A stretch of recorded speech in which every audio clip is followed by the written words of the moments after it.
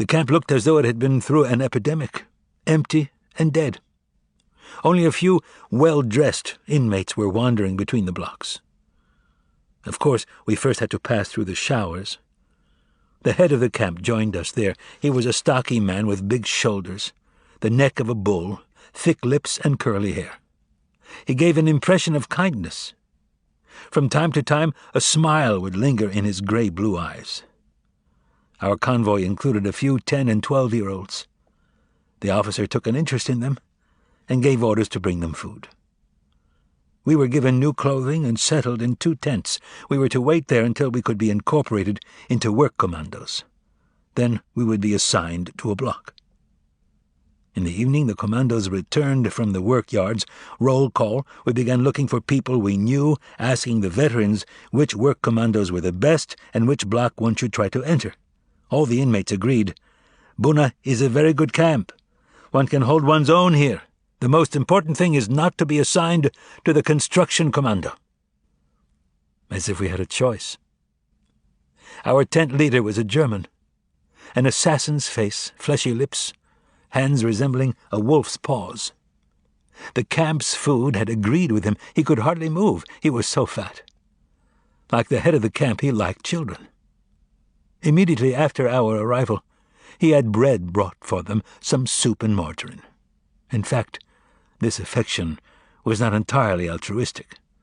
There existed here a veritable traffic of children among homosexuals, I learned later. He told us, "You will stay with me for 3 days in quarantine. Afterward you will go to work. Tomorrow, medical checkup." One of his aides, a tough-looking boy with shifty eyes, came over to me. "Would you like to get into a good commando?" "Of course, but on one condition. I want to stay with my father." "All right," he said. "I can arrange it. For a pittance, your shoes. I'll give you another pair." I refused to give him my shoes. They were all I had left. "I'll also give you a ration of bread with some margarine." He liked my shoes. I would not let him have them.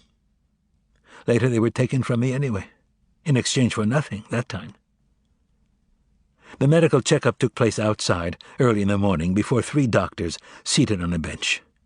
The first hardly examined me. He just asked, "Are you in good health?" Who would have dared to admit the opposite? On the other hand, the dentist seemed more conscientious. He asked me to open my mouth wide. In fact, he was not looking for decay, but for gold teeth. Those who had gold in their mouths were listed by their number.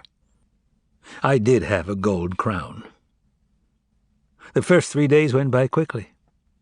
On the 4th day, as we stood in front of our tent, the capos appeared. Each one began to choose the men he liked. You!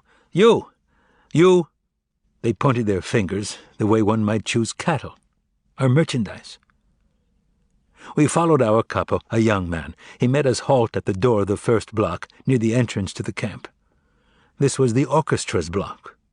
He motioned us inside. We were surprised. What had we to do with music? The orchestra was playing a military march, always the same. Dozens of commandos were marching off in step to the work yards. The capos were beating the time. Left, right, left, right. SS officers, pen in hand, recorded the number of men leaving. The orchestra continued to play the same march until the last commando had passed. Then the conductor's baton stopped moving and the orchestra fell silent. The capo yelled, "Fall in!" We fell into ranks of 5 with the musicians. We left the camp without music but in step. We still had the march in our ears. Left, right, left, right. We struck up conversations with our neighbors, the musicians. Almost all of them were Jews. Juliek, a Pole with eyeglasses and a cynical smile in a pale face. Louis, a native of Holland, a well-known violinist. He complained that they would not let him play Beethoven. Jews were not allowed to play German music. Hans, the young man from Berlin, was full of wit. The foreman was a Pole, Franiuk, a former student in Warsaw. Juliek explained to me, "We work in a warehouse of electrical materials not far from here. The work is neither difficult nor dangerous. Only Idek, the capo, occasionally has fits of madness, and then you'd better stay out of his way. "You are lucky, little fellow," said Hans, smiling. "You fell into a good commando." 10 minutes later, we stood in front of the warehouse. A German employee, a civilian, the Meister, came to meet us. He paid as much attention to us as would a shopkeeper receiving a delivery of old rags. Our comrades were right. The work was not difficult. Sitting on the ground, we counted bolts, bulbs, and various small electrical parts. The capo launched into a lengthy explanation of the importance of this work, warning us that anyone who proved to be lazy would be held accountable. My new comrades reassured me, "Don't worry, he has to say this because of the Meister." There were many Polish civilians here, and a few French women as well. The women silently greeted the musicians with their eyes. Freinek, the foreman, assigned me to a corner. "Don't kill yourself. There's no hurry. But watch out, don't let an SS catch you." "Please, sir, I'd like to be near my father." "All right, your father will work here next to you." We were lucky. 2 boys came to join our group, Yossi and Tibi, 2 brothers from Czechoslovakia whose parents had been exterminated in Birkenau. They lived for each other, body and soul. They quickly became my friends. Having once belonged to a Zionist youth organization, they knew countless Hebrew songs, and so we would sometimes hum melodies evoking the gentle waters of the Jordan River and the majestic sanctity of Jerusalem. We also spoke often about Palestine. Their parents, like mine, had not had the courage to sell everything and emigrate while there was still time. We decided that if we were allowed to live until the liberation, we would not stay another day in Europe. We would board the first ship to Haifa. Still lost in his Kabbalistic dreams, Akiba Drummer had discovered a verse from the Bible which, translated into numbers, made it possible for him to predict redemption in the weeks to come. We had left the tents for the musicians' block. We now were entitled to a blanket, a washbowl, and a bar of soap. The Blockälteste was a German Jew. It was good to have a Jew as your leader. His name was Alphonse, a young man with a startlingly wizened face. He was totally devoted to defending his block. Whenever he could, he would organize a cauldron of soup for the young, for the weak, for all those who dreamed more of an extra portion of food than of liberty. One day, when we had just returned from the warehouse, I was summoned by the block secretary. "A7713? "That's me." "After your meal, you'll go to see the dentist." "But I don't have a toothache." "After your meal, without fail." I went to the infirmary block. Some 20 prisoners were waiting in line at the entrance.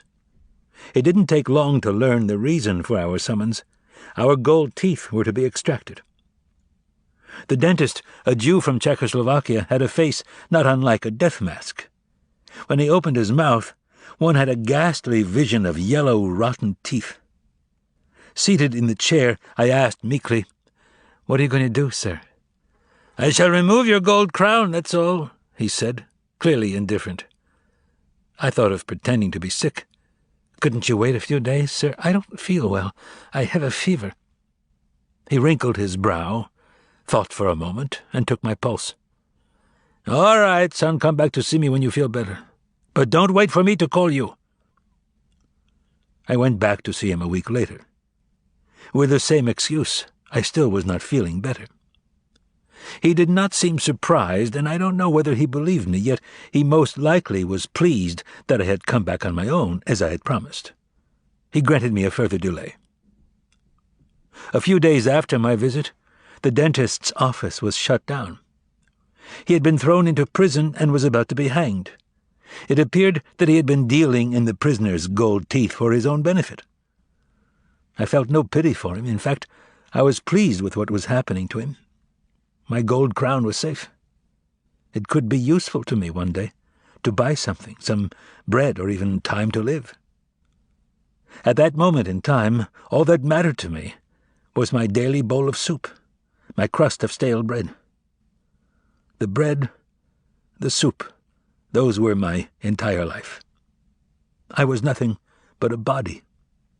perhaps even less, a famished stomach. The stomach alone was measuring time.